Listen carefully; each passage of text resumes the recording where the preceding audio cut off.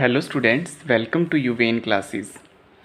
आज हम class 10th की एक्सरसाइज 9.1 का क्वेश्चन नंबर 3 करने जा रहे हैं। क्वेश्चन नंबर 3 में क्या कह रहा है? A contractor plans to install 2 slides for the children to play in a park. For the children below the age of 5 years, she prefers to have a slide whose top is at a height of 1.5 meter and is inclined at an angle of 30 degree. ये कह रहा है एक contractor है, वो एक park में 2 तरह की स्लाइड लगाना चाह रहा है और एक स्लाइड तो लगा रहा है 5 साल से कम बच्चों के लिए। अब जो 5 साल से कम बच्चों के लिए जो स्लाइड लगा रहा है वो उसकी जो टॉप से जो हाइट है 1.5 मीटर है और एंगल है उसका 30 डिग्री। ठीक है, जो ग्राउंड से वो बना रहा है। Whereas for the elder children, अब एल्डर चिल्ड्रन यानी 5 साल से बड़े बच्चों के लिए she wants to have a steep slide at a point at a height of 3 metre and inclined at the angle of 60 degree to the ground. जो बड़े बच्चे हैं उनके लिए, यानी जो 5 ईयर्स से अबव वाले बच्चे हैं उनके लिए एक अलग से जो लग रही है स्लाइड, उसकी हाइट 3 मीटर है और वो 60 डिग्री का एंगल बना रही है। What should be the length of the slide in each case, हमें बताना है हर केस में उस स्लाइड की लेंथ जो है वो कितनी होगी। ठीक है, तो सबसे पहले हम डायग्राम बना लेते हैं। जैसे पहले हम 5 ईयर्स से कम वाले बच्चों के जो स्लाइड लगी है उनकी लेंथ निकालेंगे। तो हम मान लेते हैं ये एक इस तरह से स्लाइड है। ठीक है, ABC, हाइट इसकी हमें दे रखी है 1.5 मीटर, फर्स्ट वाले में दे रखी है हमें। ठीक है, और ये वाली स्लाइड है जैसे, क्लियर। और यहाँ पर जो एंगल बना रही है वो फर्स्ट वाले का 30 डिग्री बना रही है। तो हम यहाँ पे लिख लेते हैं, यहाँ पर AB is the top of slide and AC is slide. A से C तक ये स्लाइड है और AB जो है ये इसका टॉप ऑफ साइड है। ठीक है, टॉप ऑफ स्लाइड है, स्लाइड का ऊपरी हिस्सा है ये। अब हम क्या करेंगे, इसमें हमें यहाँ पे परपेंडिकुलर दिया हुआ है। ठीक है, और ये स्लाइड हमें ये निकालना है। ये क्या है, हाइपोटेनियस। तो P/H यानी परपेंडिकुलर और हाइपोटेनियस किसके इक्वल होता है? साइन थीटा के इक्वल होता है। Sine theta is equal to perpendicular upon में हाइपोटेनियस। तो परपेंडिकुलर है यहाँ पर AB और हाइपोटेनियस है यहाँ पर AC। साइन थीटा की वैल्यू 30 डिग्री है, तो यहाँ मैं लिख दूँगा साइन 30। A से B हमें दे रखा है 1.5, AC हमें गिवन नहीं है, एज इट इज़ राइट कर दिया। अब साइन 30 की वैल्यू पुट करेंगे। साइन 30 की वैल्यू होती है 1/2, 1.5 अपॉन में AC। आप देखो इसका क्रॉस मल्टीप्लाई कर लो यहाँ से, AC 1 जा AC हो गया, 1.5 को 2 से मल्टीप्लाई कर दो तो AC की लेंथ कितनी आ गई? 3 मीटर। यानी कि जो फर्स्ट वाली स्लाइड है हमारी उसकी हाइट कितनी है? 3 मीटर। ठीक है, ये वाली हमारे पास आ गई 3 मीटर। इसी तरह से हम बड़े बच्चों वाली स्लाइड है उनका निकाल लेते हैं। ठीक है, तो उसको भी डायग्राम के अकॉर्डिंग समझ लेते हैं। ये बड़े वाली स्लाइड है, इसको भी हम ABC मान लेते हैं। ठीक है, इसमें भी हमें जो हाइट दे रखी है वो 3 मीटर दे रखी है क्वेश्चन में, और यहाँ पर जो एंगल बना रहा है वो 60 डिग्री का बना रहा है। ठीक है, तो यहाँ पे हम वापस लिख देंगे AB is the top of slide and AC is slide. ठीक है, सेम मतलब है, बस एंगल का और ये जो परपेंडिकुलर है ये चेंज हो गया यहाँ पर। तो सेम ये भी परपेंडिकुलर और हाइपोटेनियस हमें निकालना है। तो ये क्या P/H, ये भी क्या होगा? साइन थीटा ही होगा। साइन थीटा AB अपॉन में AC, AB अपॉन में AC। साइन थीटा की वैल्यू यहाँ पे साइन 60 है थीटा की वैल्यू, और AB हमें दे रखा है 3। ठीक है, AB हमें दे रखा है 3, AC हमें गिवन नहीं है। तो साइन 60 की वैल्यू निकालनी है। साइन 60 की वैल्यू होती है 3/2। मैंने आपको पहले भी बताया था कि इस एक्सरसाइज में आपको साइन कोस टेन इन सब के एंगल्स की वैल्यू पता होनी चाहिए, स्पेशली 30, 45, 60 की। ठीक है, उसके बाद 3 अपॉन में AC, इनका भी क्रॉस मल्टीप्लाई करके सॉल्व कर देंगे। देखो तो √3 को AC से किया, AC √3 आ गया, 2 3 जा 6 यानी 3 2 जा ये आ गया। AC √3, 3 2 जा 6 हो गया। ठीक है, √3 इधर चला जाएगा, इधर मल्टीप्लाई में तो 6 के अपॉन में चला जाएगा। अब इसको थोड़ा सा आगे सॉल्व करते हैं। अब कोई भी वैल्यू देखो नीचे रूट में नहीं होनी चाहिए, तो हम इसका क्या कर देंगे, रेशनलाइज कर देंगे। रेशनलाइज करने के लिए क्या करेंगे, जो डेनोमिनेटर √3 है इसको ऊपर भी मल्टीप्लाई कर देंगे और नीचे भी। तो ऊपर आ जाएगा 6√3, नीचे आ जाएगा 3, √3 को 3 से करेंगे 3।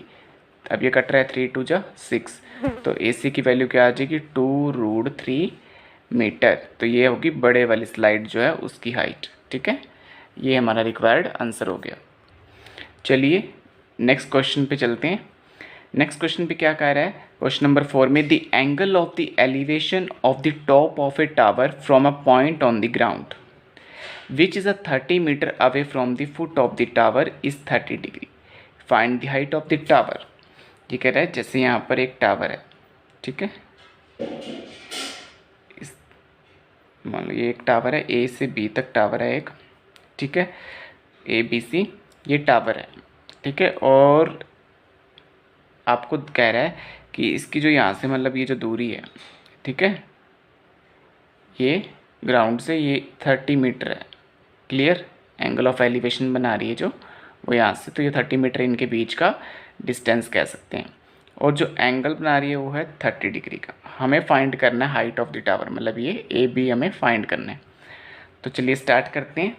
हम लिख देते हैं AB इज़ टावर, AB एक टावर है, and C is 30 metre away from foot of tower. ठीक है, 30 मीटर अवे है ये यहाँ से। अब हमें AB फाइंड करना है, ठीक है। तो AB हमें फाइंड करना है, तो देखो ये AB और दिया क्या हुआ है बेस, तो परपेंडिकुलर अपॉन में बेस किसके इक्वल होता है, tan थीटा के। मैंने आपको बताया था पंडित बद्री प्रसाद हर हर बोले, तो परपेंडिकुलर अपॉन में बेस ये tan थीटा के इक्वल होता है। ठीक है, तो यहाँ हम लिख देंगे tan theta equal perpendicular upon base यानी AB अपॉन BC। ठीक है, अब tan 30 यहाँ पे 30 लिखेंगे क्योंकि tan थीटा की वैल्यू क्या है 30। tan 30 नोट किया, AB हमारे पास नहीं है और BC हमें दे रखा है 30। अब tan 30 की वैल्यू पुट करते हैं। tan 30 की वैल्यू होती है 1/√3, इधर AB अपॉन में 30। ठीक है, AB निकालना तो ये 30 इसके अपॉन में उधर जाके मल्टीप्लाई में हो जाएगा 30 अपॉन में √3। ठीक है, तो ये कि हमारे पास क्या आ जाएगा 30 अपॉन में √3 AB। ठीक है, ये चीज़ आ गई, लेकिन √3 में डेनोमिनेटर नहीं होना चाहिए, तो मतलब हमारे पास ये 30 अपॉन √3 है, इसको हम रेशनलाइज करेंगे, ऊपर और नीचे √3 से मल्टीप्लाई कर देंगे क्योंकि डेनोमिनेटर में √3 है। इसको आप आगे सॉल्व करोगे 30 √3 हो जाएगा, और √3 को √3 से करोगे 3 से इसको कट कर दोगे 3 10 जा 30, तो हमारे पास AB की वैल्यू क्या आ जाएगी 10 √3 मीटर। तो ये वाला हमारा आंसर हो जाएगा। ठीक है, तो the height of the tower यहाँ लिखते हैं हम लास्ट में, the height of the tower is 10 √3 metre. ये रिक्वायर्ड आंसर हो जाएगा। चलिए नेक्स्ट क्वेश्चन पे चलते हैं। क्वेश्चन नंबर 5 में कह रहा है a kite is flying at a height of 60 metre above the ground. The string attached to the kite is temporarily tied to a point on the ground. The inclination of the string with the ground is 60 degree. Find the length of the string assuming that there is no slack in the string. ये कह रहा है जैसे मान लो एक kite उड़ रहा है, ठीक है, हम ये मान लेते हैं यहाँ पर एक काइट उड़ रहा है और ये उसका स्ट्रिंग है, ये वाला उसका क्या है स्ट्रिंग है। ठीक है, तो मैं मानता हूँ कि ये AB है और ये AC इसका स्ट्रिंग है, और ये कह रहा है कि उसकी जो परपेंडिकुलर है, जो हाइट है काइट की, ठीक है, ये वाली, ये हमें दे रखा है 60 मीटर, और जो एंगल बना रहा है वो है 60 डिग्री का। तो आप फाइंड करो, क्या फाइंड करना है हमें, इस स्ट्रिंग की लेंथ फाइंड करनी है ये वाली। ठीक है, सबसे पहले हम लिख लेते हैं इस डायग्राम के अकॉर्डिंग, हमने ये डायग्राम बनाया है कि जो BC है, BC is the height of kite and A is the point where string tied, यानी कि ये स्ट्रिंग टाई किया हुआ है ए पॉइंट पे, ठीक है, और ए सी उसका स्ट्रिंग है और काइट का, और बी सी जो है वो उसकी हाइट है। अब इसने ये कहा आप लेंथ निकालो स्ट्रिंग की, और ये एज्यूम करते हुए कि उस स्ट्रिंग के अंदर कोई भी स्लैक नहीं होना चाहिए, कोई भी सलवट या मुड़ा हुआ नहीं होना चाहिए, ठीक है।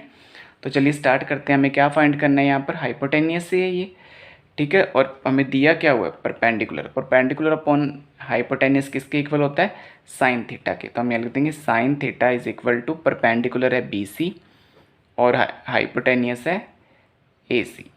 साइन थीटा की वैल्यू यहाँ पे है 60 डिग्री, थीटा की जो वैल्यू है 60, बी सी हमें गिवन है 60 और ए सी हमें नहीं है, तो एज इट इज़ इसको नोट कर लिया। साइन 60 की वैल्यू हमें फाइंड करनी है जो टेबल में दी होती है, ट्रिग्नोमेट्री टेबल में, √3/2 होती है 60/AC। इनका भी क्रॉस मल्टीप्लाई करके सॉल्व कर लो। √3 को AC से करोगे तो AC √3 आ जाएगा, 60 को 2 से करना है आपने, तो देखो AC 62 जा 120, ठीक है। अब आप क्या करोगे, इस AC को उधर लेके जाओगे तो अपॉन में चला जाएगा क्योंकि यहाँ मल्टीप्लाई में है। अब डेनोमिनेटर जो है वो रूट में नहीं होना चाहिए, रेशनलाइज करेंगे, ऊपर भी √3 से नीचे भी √3 से, क्योंकि डेनोमिनेटर √3 है। इसको हम आगे सॉल्व कर देंगे। 120 को √3 से करेंगे 120 √3 हो जाएगा, √3 को 3 से करें, √3 से करेंगे 3 हो जाएगा, 3 से ये कट हो जाएगा 40 पे। तो AC की वैल्यू यानी कि हमारे पास क्या आ जाएगी, 40√3 मीटर। यानी कि जो AC है, ये स्ट्रिंग है, इसकी लेंथ कितनी आ गई, 40√3। चलिए लिख देंगे लेंथ ऑफ स्ट्रिंग 40√3 मीटर। ये हमारा रिक्वायर्ड आंसर हो जाएगा क्वेश्चन नंबर 5 का। क्वेश्चन नंबर 6 पे चलते हैं। क्वेश्चन नंबर 6 में कह रहा है a 1.5 metre tall boy is standing at a some distance from a 30 metre tall building. The angle of elevation from his eyes to the top of the building increases from 30 to 60 degree as he walks towards the building, find the distance he walk towards the building. ये क्या कह रहा है, जैसे मान लो कि ये एक बिल्डिंग है, ठीक है, ये एक बिल्डिंग है, ओके, और एक 1.5 मीटर हाइट का एक लड़का खड़ा है वहाँ पर, ठीक है, और 30 मीटर लॉन्ग वो बिल्डिंग है। ये बिल्डिंग है, जैसे मान लो A से B तक बिल्डिंग है, यहाँ पे एक लड़का खड़ा है, ठीक है, ये लड़का खड़ा है, और इसको हम मान लेते हैं कि ये लड़का जो है ना, ये C पॉइंट पे खड़ा है, जैसे ये C पे, और इसके आइज़ से जो एंगल बन रहा है, यानी कि इसकी आइज़ यहाँ पर है, तो हम देख लेते हैं एक बार, इसको इस तरह से हम ज्वाइन कर देते हैं। इसकी आइज़ से जो इस तरह का एंगल बन रहा है, देखो इसकी आइज़ से, ठीक है, इसको हम D पॉइंट मान लेते हैं। तो ये जो एंगल बन रहा है ना, ये क्या कह रहा है कि ये 30 डिग्री है, ठीक है, ये 30 डिग्री है, लेकिन ये कह रहा है जब ये बॉयज़ मूव करके आता है यहाँ पे, यहाँ आता है मूव करके, तो इससे ये वाला जो एंगल बनता है, ये वाला बनता है 60 डिग्री, ठीक है, ये 60 डिग्री बनता है, इसको हम E पॉइंट दे देते हैं और ये वाला F पॉइंट दे देते हैं, ठीक है, क्लियर। ये चीज़ आपको यहाँ पर दी हुई है। उसके बाद ये कह रहा है कि आपको बताना है कि ये जो लड़का है ना, ये डिस्टेंस जो इसने वॉक किया है यहाँ से यहाँ तक, ये डिस्टेंस आपको फाइंड करना है कि ये कितना है, ठीक है, मतलब DE आपको फाइंड करना है। तो चलिए स्टार्ट करते हैं। सबसे पहले देखो हमें दिया हुआ AB 30 मीटर, ये पूरा हमें A से B तक बिल्डिंग की हाइट दे रखी है 30 मीटर, ठीक है, हमने राइट कर लिया। अब देखो अगर हमें A से F चाहिए होगा, ठीक है, AF, तो AF निकालने के लिए हम क्या करेंगे, अभी तो बता दूंगा कि AF किस लिए चाहिए होगा। AF AB माइनस FB से निकलेगा, इस AB में से FB माइनस कर दें, AB की 30 है ना, और उसमें से FB, अब FB का हो गया आप है ही नहीं, लेकिन FB देखो बॉय की हाइट दे रखी है 1.5, तो ये भी कितनी होगी 1.5। अगर हम 1.5 इसमें से माइनस कर देंगे तो हमारे पास AF की लेंथ आ जाएगी 28.5, यानी A से F तक की आ गई 28.5, ठीक है। चलिए अब चलते हैं अपने इन ट्रायंगल AEF में, AEF में इस ट्रायंगल पे हम चलते हैं, क्या फाइंड करने के लिए, E से F तक की लेंथ फाइंड करने के लिए, ठीक है। तो ई से एफ की लाइन फाइंड करनी है, यहाँ पे परपेंडिकुलर दिया हुआ है, बेस हमें फाइंड करना है। तो पी अपॉन बी किसके इक्वल होता है, टेन थीटा के। तो tan theta equal A F upon में ई एफ। तो टेन थीटा, अब देखो हम इस ट्राइंगल में जा रहे हैं, तो 1060 है वैल्यू ए ई एफ में, और ए एफ कितना है 28.5 जो हमने अभी निकाला है, और ई एफ नहीं है हमारे पास, इसको एज इट इज़। तो 1060 की वैल्यू क्या होती है, √3, 28.5 अपॉन में ई एफ। ठीक है, इसका निकालने के लिए क्या करेंगे, ई एफ को उधर ले जाएंगे, ये मल्टीप्लाई में तो ये इसके डिवाइड में आ जाएगा 28.5 अपॉन में √3। तो ई एफ की वैल्यू आ गई 28.5 अपॉन में √3। अब देखो चलते हैं हम नेक्स्ट ट्राइंगल में, in triangle A D F में चलते हैं। ए डी एफ में देखो, अब आप ए डी एफ ये वाला, इसमें एंगल 30 डिग्री है, परपेंडिकुलर 28.5 ही है। ठीक है, और हम यहाँ से निकाल लेते हैं डी एफ।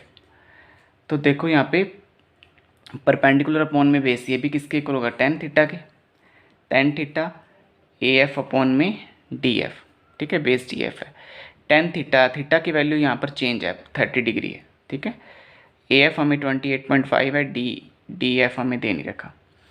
टेन 30 की वैल्यू होती है 1/√3, 28.5 D F as it is हमने राइट कर दिया। इसको क्रॉस मल्टीप्लाई करके सॉल्व कर लो, डी एफ को 1 से करोगे डी एफ आ जाएगा। ठीक है, और 28.5 को √3 से करोगे 28.5 √3 आ जाएगा। ये हमारी यहाँ पे डी एफ की वैल्यू होगी और ये ई एफ की वैल्यू आ गई। अब आप देख सकते हो हमें क्या निकालना है, डी से ई निकालना है। ठीक है, तो डी ई कैसे निकलेगा, अगर हम डी एफ में से ई एफ माइनस कर दें, है ना, अगर हमें डी ई निकालना है तो डी एफ में से हम ई एफ माइनस कर दें, तो डी एफ हमारा कितना आ रहा है 28.5 √3 माइनस, उसमें से ये ई एफ माइनस कर दो 28.5 √3। ठीक है, इसको मिक्स फ्रैक्शन की तरह सॉल्व कर लो, इसको इससे मल्टीप्लाई, तो 28.5 तो एज इट इज़ आ जाएगा, √3 को √3 से करोगे तो 3 हो जाएगा, multiply minus 28.5 as it is, नीचे √3 भी एज इट इज़। इसको थोड़ा सा सॉल्व करेंगे, 28.5 को 3 से मल्टीप्लाई करोगे तो 85.5 माइनस 28.5 अपॉन में √3। इसको माइनस करने पे हमारे पास आ जाएगा 57.0, यानी 57 ही आएगा। √3, अब ये जो √3 है इसको रेशनलाइज कर लेंगे हम, ऊपर नीचे √3 से मल्टीप्लाई करके 57 को √3 से कर देंगे और √3 को 3 से करेंगे, 3 से ये कट हो जाएगा। ठीक है, 19 पे, तो हमारे पास क्या आ जाएगा 19 √3 मीटर, यानी डी ई की हमारे पास लेंथ क्या आ गई 19 √3। इट मीन्स जो डिस्टेंस है, जितना बॉय ने वॉक किया यहाँ से यहाँ तक का, वो कितना आ गया हमारे पास 19 √3। तो यही हमारा रिक्वायर्ड आंसर हो जाएगा क्वेश्चन नंबर 6 के लिए। Now question number 7, from a point on the ground the angles of elevation of the bottom and the top of A transmission tower fixed at the top of a 20 meter high building are 45 degree and 60 degree respectively. Find the height of the tower. ये इस तरह से कह रहा है, देखो जैसे ये एक टावर है, ठीक है, ये आपको दे रखा है टावर इस तरह से। ये एक क्या कह रहा है, from a point on the ground the angle of elevation of bottom and the top of the transmission tower fixed on the top of a 20 metre height building. जैसे यहाँ तक ये कोई बिल्डिंग है, मान लो हम यहाँ से यहाँ तक मान लेते हैं कि BC ये एक बिल्डिंग है जिसकी 20 मीटर है और इसके ऊपर ये टावर खड़ा है, इसको हम D नाम दे देते हैं। ठीक है, ये इस तरह से इंक्लाइंड कर रहा है और इंक्लाइंड करने पे जो ये C पॉइंट पे जा रहा है ना, मतलब जैसे यहाँ बिल्डिंग तक तो ये बना रहा है 45 डिग्री का, और यहाँ पे जो बना रहा है टावर वाला ये 60 डिग्री का बना रहा है, इसको A पॉइंट दे देते हैं। ये कह रहा है ये, ठीक है। तो हमें फाइंड करना है इस टावर की लेंथ, इतनी ये चीज़ हमें फाइंड करनी है। ठीक है, तो चलिए स्टार्ट करते हैं। पहले हम ट्रायंगल पे जाते हैं। कौन से ट्रायंगल पे, ABC हम लिखेंगे यहाँ पे इन ट्रायंगल ABC। अब ABC में आप देख सकते हो परपेंडिकुलर आपको दे रखा है, बेस आपको नहीं दे रखा, तो P/B करेंगे। P/B इक्वल होता है tan थीटा के। तो P यहाँ पे है हमारा BC और बेस है AB। tan थीटा की वैल्यू यहाँ पे क्या है 45 है। अभी हम ABC की बात करें तो यहाँ पे क्या है 45 है। BC 20 दे रखा है, AB हमें गिवन नहीं है। तो tan 45 की वैल्यू क्या होती है 1 होती है। 20 AB। यहाँ पे क्रॉस मल्टीप्लाई करोगे AB बन जाए AB, तो AB की वैल्यू आ जाएगी 20 मीटर। ये हमारे पास आ गई 20 मीटर। क्लियर। अब हम जाते हैं नेक्स्ट ट्राइंगल पे। इन ट्राइंगल ABD, इस पे ABD इस पूरे ट्राइंगल में जाते हैं। तो ABD में भी देखो हमें क्या करना है, ये जो B से D तक ये परपेंडिकुलर है, ठीक है। और यहाँ पर जो आपको क्या करना है, जो AB है ये हमारा बेस है, तो P अपॉन B क्या होता है, tan थीटा ही होता है। तो P हमारे पे यहाँ पे BD है और ये हमारे पास AB है। tan थीटा की वैल्यू अब यहाँ पे है 60 डिग्री। आप देख सकते हैं 60 डिग्री है ना, यहाँ पे इस बड़े वाले ट्राइंगल की बात कर रहे हैं। तो BD हमारे पास नहीं है, तो BD की जगह BD, AB हमने फाइंड कर लिया था 20।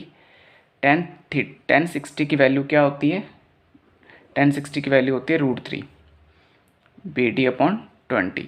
इसको इससे मल्टीप्लाई कर देंगे तो BD की वैल्यू क्या आ जाएगी, 20 √3 मीटर। यानी ये B से D तक की पूरी हमारे पास क्या आ गई, 20 √3। लेकिन हमें तो चाहिए CD की, है ना। तो CD की कैसे निकलेगी, देखो CD देखो, अगर हम BD में से ये BC माइनस कर दें, BD में से BC माइनस कर दें तो हमारे पास CD की वैल्यू आ जाएगी। तो BD कितना है हमारा, अभी निकला है 20 √3 माइनस, और BC है 20। अब कई बच्चे क्या करते हैं, यहाँ पर 20 √3 में से 20 माइनस कर देंगे तो √3 आंसर आ जाएगा। गलत, ऐसे नहीं करना आपने। आपको क्या करना है, देखो 20 √3 और -20 करना है। तो यहाँ से आप देख सकते हो 20 कॉमन आ रहा है, आपने 20 कॉमन लिया, ब्रैकेट में क्या आ जाएगा, यहाँ पे क्या बचा √3 और माइनस यहाँ पे क्या बचा 1, ठीक है। तो 20 √3 -1 मीटर, ये आपका आंसर होगा। CD की लेंथ जो होगी यानी टावर की हाइट जो होगी वो 20 √3 -1 होगी, ठीक है। हमसे लास्ट में क्या पूछा, हाइट ऑफ टावर, तो हम नीचे लिख देंगे height of the tower is 20 bracket में √3 -1 मीटर आंसर। क्लियर। यहाँ पर हमारा क्वेश्चन नंबर 7 कंप्लीट होता है। चलिए नेक्स्ट क्वेश्चन नंबर 8 पे चलते हैं। क्वेश्चन नंबर 8 ध्यान से समझिएगा। A statue 1.6 metre tall stands on the top of a pedestal from a point on the ground. The angle of elevation of the top of the statue is 60 degree and from the same point the angle of elevation of the top of the pedestal is 45 degree. Find the height of the pedestal. pedestal क्या होता है, जैसे मतलब ऐसा base जिस पे कोई statue खड़ा है, हम मान लेते हैं कि पेडिस्टल है ये B से C तक, इसके ऊपर कोई स्टैचू खड़ा है, यानी कि जो CD है एक स्टैचू है, और यहाँ से वो एंगल बना रहा है, इस तरह से दो एंगल बन रहे हैं ऐसे। तो पहले वाला जो एंगल है ये 60 डिग्री का है और ये वाला जो है ये 45 डिग्री का है। ये A से ग्राउंड लेवल से इस तरह से बना रहा है, ठीक है। तो हमें क्या फाइंड करना है, इस पेडिस्टल की हाइट फाइंड करनी है, यानी जो BC है ये फाइंड करना है हमें, ठीक है। और हमें स्टैचू की जो हाइट दे रखी है वो दे रखी है 1.6 मीटर, ठीक है। चलिए हम लिखते हैं आगे, इन ट्राइंगल ABC। सबसे पहले ABC ट्राइंगल पे चलेंगे, ABC। तो ABC में देखो आप, परपेंडिकुलर और बेस क्या होता है, tan थीटा के इक्वल होता है। तो tan थीटा BC अपॉन में AB, यहाँ पे थीटा की वैल्यू 45 है तो tan 45 राइट कर देंगे। BC और AB में से हमें किसी की भी वैल्यू नहीं दे रखी, ठीक है। अब थोड़ा सा इसको सॉल्व कर लेंगे। देखो तो tan 45 डिग्री की वैल्यू होती है 1, BC अपॉन में AB। अब AB को उधर ले जाएंगे 1 से, तो AB इक्वल BC। यहाँ से हमारा एक कंक्लूजन निकल आएगा कि AB जो है वो BC के इक्वल है, मतलब ये जो AB है ये BC आपस में इक्वल है, ठीक है। चलिए अब नेक्स्ट ट्राइंगल पे चलते हैं। In triangle ABD, triangle ABD में चलते हैं, ठीक है। तो ABD में देखो आप, परपेंडिकुलर आपको दे रखा है और बेस हम निकालेंगे, ठीक है। इस तरह से हमें इसको निकालना है। अब हम क्या करेंगे, देखो हम BD की जगह हम ये भी लिख सकते हैं BC + CD, ये भी लिख सकते हैं हम। वैसे भी ये परपेंडिकुलर tan थीटा ही बनेगा, परपेंडिकुलर अपॉन बेस। तो मैं BD को क्या लिख रहा हूँ, BC + CD लिख रहा हूँ, और बेस है हमारा AB है, ठीक है, इस बड़े वाले ट्राइंगल का। अब tan थीटा जो है यहाँ पे वो हमारा कितना है, 60 डिग्री बड़े वाले ट्राइंगल में। तो tan 60 राइट किया। BC + CD, BC हमारे पास नहीं है लेकिन CD की वैल्यू हमारे पास है 1.6, इसलिए हमने इसको इस तरह से राइट किया था। और ए बी की वैल्यू भी हमारे पास नहीं है। लेकिन यहाँ एक चीज़ ध्यान रखो, हम ये प्रूव कर चुके हैं कि ए बी बी सी के इक्वल है, तो मैं अब ए बी की जगह बी सी राइट कर लूँगा। यहाँ मैं लिख देता हूँ बाय इक्वेशन फर्स्ट, उसकी वजह से मैंने यहाँ पे बी सी लिख दिया ए बी को भी, क्योंकि ये दोनों आपस में इक्वल हैं। अब 1060 की वैल्यू क्या होती है, √3, तो बी सी प्लस 1.6 अपॉन में बी सी, हमारे पास ये चीज़ आ गई। ठीक है, ये चीज़ आ गई हमारे पास। अब हम बी सी को इससे इधर ले जाएंगे तो ये मल्टीप्लाई कर देंगे, तो ये हो जाएगा बी सी √3, इधर रह जाएगा बी सी प्लस 1.6। अब बी सी को इधर ले आएंगे तो बी सी प्लस का इधर आके माइनस का हो जाएगा, इधर रह जाएगा 1.6। अब इसको सॉल्व करेंगे, देखो बी सी में से बी सी कट नहीं करना, आप बी सी कॉमन ले लेंगे। बी सी कॉमन लिया तो यहाँ से क्या बचा, √3, और इधर बचा आपके पास, देखो यहाँ पे अगर आप बी सी ले लोगे तो 1 बच गया। ठीक है, जैसे हमने पहले वाले क्वेश्चन में किया था। देखो बी सी आपने यहाँ से कॉमन ले लिया तो यहाँ पे बच गया √3, और बी सी से आप करोगे इसको तो बी सी 1 जब बी सी यहाँ 1 आ जाएगा, √3 - 1 और इक्वल 1.6 ये है हमारा। ठीक है, ये चीज़ हमारे पास आ गई। अब आप क्या करोगे, बी सी की वैल्यू चाहिए तो इसके साथ में जो है इसको आप उधर ले जाओगे, 1.6 के अपॉन में चला जाएगा, मल्टीप्लाई में है ना, ये अपॉन में चला गया। अब आपको पता है कि नीचे वाली डिजिट इस तरह से रूट में नहीं होनी चाहिए, तो हम क्या करेंगे, इनका रेशनलाइज, इसको मैं यहाँ सॉल्व करता हूँ आगे। ठीक है, बी सी हमें दे रखा है 1.6 अपॉन में √3 - 1।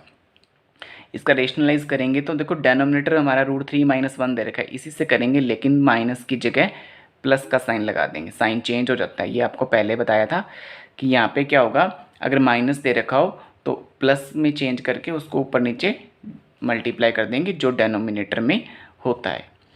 बी सी आ गया।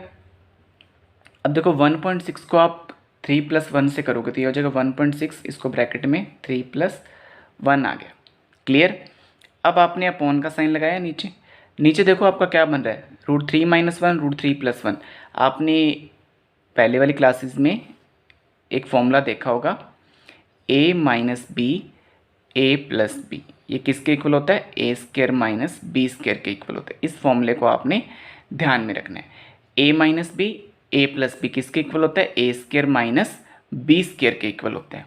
ठीक है, तो यहाँ पे भी हमें इसी फॉर्म में दे रखा है, a - 1 यानी कि √3 - 1 और √3 + 1, a - b और a + b, इसको a² - b² राइट कर देंगे, यानी √3 का स्क्वायर माइनस 1 का स्क्वायर। ठीक है, ये हमने राइट कर लिया। तो बी सी देखो अब सॉल्व करेंगे इसको, ये हम ऊपर वाला तो एज इट इज़ लिख देंगे, 1.6 √3 + 1। ठीक है, ये हमने एज इट इज़ राइट कर दिया। नीचे देखो √3 को √3 से आप मल्टीप्लाई करोगे तो क्या आ जाएगा, 3, और 1 का स्क्वायर करोगे तो क्या आ जाएगा, 1। इस चीज़ को दोबारा देख लो, नीचे वाला किस फॉर्म में था, a - b a + b की फॉर्म में था, उसको a² - b² की फॉर्म में हमने राइट कर दिया। तो a √3 था, √3 स्क्वायर कर दिया, माइनस और b 1 था तो 1 का स्क्वायर कर दिया। क्लियर। अब आप देखो आगे सॉल्व करते हैं इसको, तो ये होगा 3 - 1 1.6 √3 + 1, ये हमने एज इट इज़ राइट कर दिया। 3 में से 1 जाएंगे तो क्या हो जाएगा, 2 हो जाएगा। 3 में से 1 जाएंगे क्या हो जाएगा, 2 हो जाएगा। अब आपको देखो, आप यहाँ पे देख सकते हो ये इससे कट हो रहा है, 1.62 से कट हो रहा है, कितने पे कट होएगा देखो आप ध्यान से, ये हो जाएगा 0.8।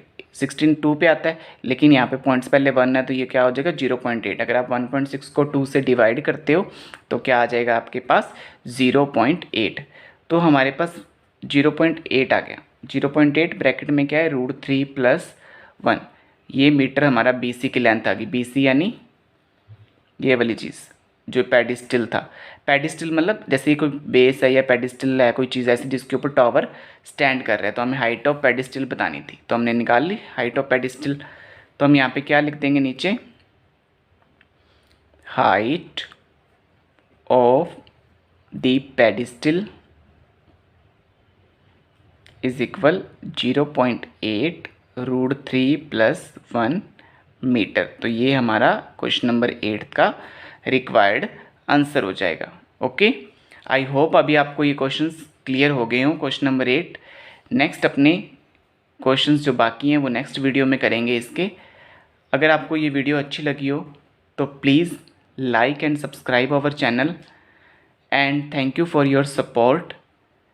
जल्दी से बेल आइकन को दबाएं ताकि आपको लेटेस्ट वीडियो मिलती रहें।